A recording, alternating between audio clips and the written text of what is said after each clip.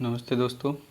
आज फिर हम लोग पॉलिटी 1996 का प्रश्न करेंगे।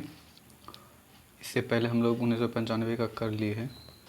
तो आज का पहला प्रश्न है, निम्नलिखित में से कौन सा राष्ट्रपति के निर्वाचन गण का तो भाग है परंतु उसके महाभियोग अधिकरण का भाग नहीं है।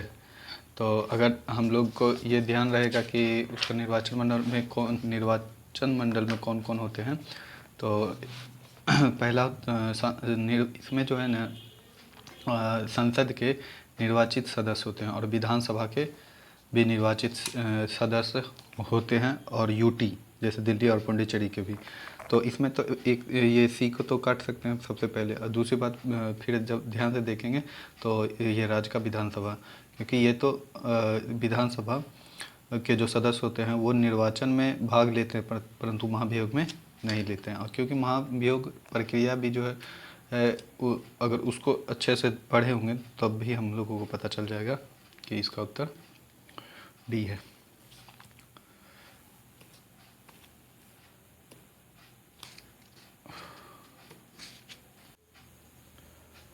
दूसरा प्रश्न है, निम्नलिखित में से कौन सा वक्तव्य सही है।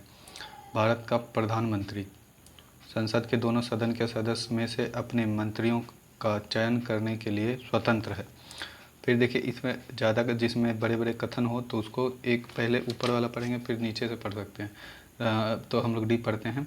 अपने मंत्रिमंडल के सहयोगी का चयन करने में सीमित शक्तियां रखता है क्योंकि स्वविवेक प्रयोग की शक्ति भारत के राष्ट्रपति में निहित है। ये गलत है। फिर पढ़ते हैं सी, अपने मंत्रिमंडल के मंत्री के रूप में कार्य करने के लिए व्यक्तियों का चयन करने में पूर्णतः स्वविवेक का प्रयोग करता है। सी सही है। तो आगे बढ़ते हैं। 16 नंबर, यदि किसी राज्य के लिए लोकसभा के स्थानों की आवंटन संख्या 42 हो तो उस राज्य के लिए अनुसूचित जातियों हेतु आरक्षित स्थानों की संख्या होगी। तो हम लोग जानते हैं कि अनुच्छेद 330 में इसके बारे में उल्लेख किया गया है, और जहां बताया गया है कि SC ST का जो आरक्षण की व्यवस्था होगी उसका आधार होगा जनसंख्या। तो उसके अनुसार अभी अगर वर्तमान में देखेंगे तो बंगाल और आंध्र प्रदेश में 42 है, और वहाँ के जनसंख्या के अनुसार दोनों जगह, जहाँ पश्चिम बंगाल में 8 सीट है और आंध्र प्रदेश में 6, तो यहाँ ऑप्शन में 6 है तो 6 कर लेंगे। 17 नंबर है कि राजनीतिक विरोध प्रदर्शन के निम्नलिखित 4 रूपों में से कौन सा उस व्यक्ति के नाम पर आधारित है जिसने सर्वप्रथम इसका उपयोग राजनीतिक हथियार के रूप में किया। तो जैसे ये तो शब्द से भी देखा जा सकता है कि हड़ताल, घेराव और बंद, ये सब प्रक्रिया जैसा प्रक्रिया है ये, जबकि बाइकआउट जो है वो इंग्लिश शब्द है जिसका उपयोग 1880 में समाज में बहिष्कार के रूप में आयरलैंड में किया गया था, और जिनके द्वारा ये लाया गया था वो कैप्टन चार्ल्स कनिंघम बाइकआउट थे। हाँ, 18वां देखते हैं कि नीचे 2 वक्तव्य दिए गए हैं। एक को कथन एक ए तथा दूसरे को कारण आर कहा गया है। कथन अल्पसंख्यक शब्द की भारत के संविधान में परिभाषा नहीं दी गई है। ठीक, अल्पसंख्यक आयोग सांविधिक निकाय नहीं है। तो ये दोनों सही है, परंतु ये एक दूसरे को परिभाषित नहीं करता है, तो उत्तर भी होगा। और इसके बाद हम लोग अल्पसंख्यक के बारे में डिटेल से देख लेंगे कि इसका प्रावधान क्या है, कि यहाँ किन तरह के अल्पसंख्यकों को मान्यता दी गई है। जैसे भाषाई है और धार्मिक आधार पर 6 हैं, तो कौन कौन से हैं वो सब देखेंगे। और फिर भाषाई जो अल्पसंख्यक है उनके लिए एक अधिकारी भी नियुक्त किए जाते हैं। तो उसके बारे में आप ध्यान रख सकते हैं कि धर्म के का स्वतंत्रता का जो मौलिक अधिकार है उसी में उसका प्रावधान है। निम्नलिखित में से किस देश ने लगभग द्विदलीय पद्धति विकसित कर ली है? तो ये बांग्लादेश है, ये फैक्ट वेस्ट है। फिर देखते हैं पंचायती राज व्यवस्था में शासन प्रणाली की संरचना क्या है? पहला, ग्राम स्तर पर स्थानीय स्वशासन की एक स्तरीय संरचना। ग्राम और खंड स्तर पर स्थानीय स्वशासन की द्विस्तरीय संरचना। ग्राम, खंड और जिले स्तर पर स्थानीय स्वशासन की त्रिस्तरीय संरचना। ग्राम, खंड, जिला और राज्य स्तर पर स्थानीय स्वशासन की चतुस्तरीय संरचना। अगर हम लोग स्थानीय स्वशासन के विकास के बारे में पढ़े हैं तो उसमें जो अनेक समितियों का जो संदर्भ आता है, तब हम लोग देखते हैं कि उस संदर्भ में जो 73वां संविधान संशोधन विधेयक अधिनियम था, उसमें भी उसके अनुच्छेद 243B में इसका उल्लेख है कि ये जो राज्य पंचायती राज व्यवस्था होगा वो त्रिस्तरीय होगा, जो ग्राम, खंड और जिला स्तर पे होता है।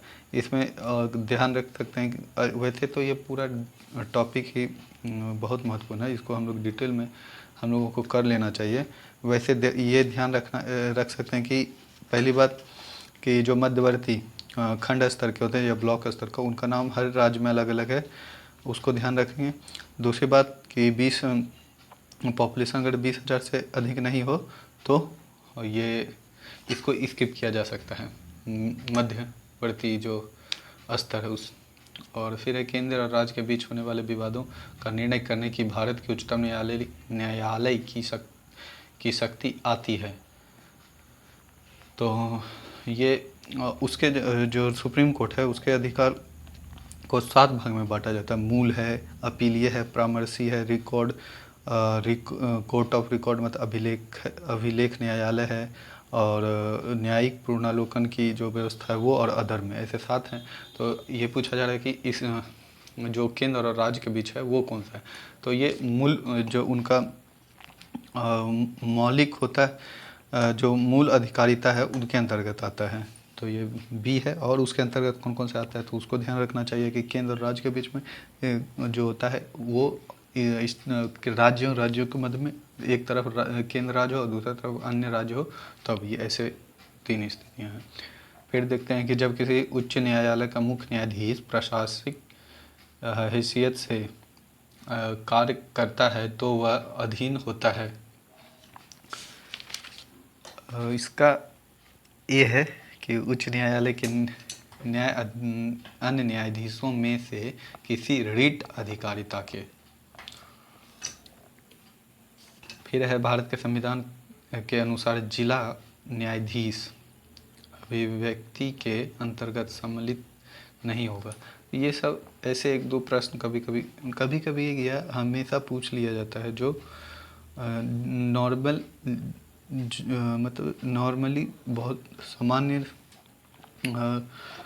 जब हम लोग पढ़ते हैं और या किसी चीज़ के संबंध में विशेष जानकारी नहीं रखते हैं तो उसे नहीं किया जा सकता है। यह भी उसी तरह का है। इसका वैसे इसका उल्लेख अनुच्छेद 336 के अंतर्गत किया गया है कि जिला न्यायाधीश के अंतर्गत आने वाले कौन कौन से पद है उनका वर्णन मिलता है। तो उसमें ये सी का नहीं है कि अधिकरण न्यायाधीश के बारे में कहीं भी उल्लेख नहीं मिलता है। आज के लिए इतना ही, फिर अगले दिन हम लोग 1997 के बारे में डिस्कस करेंगे। तब तक के लिए धन्यवाद।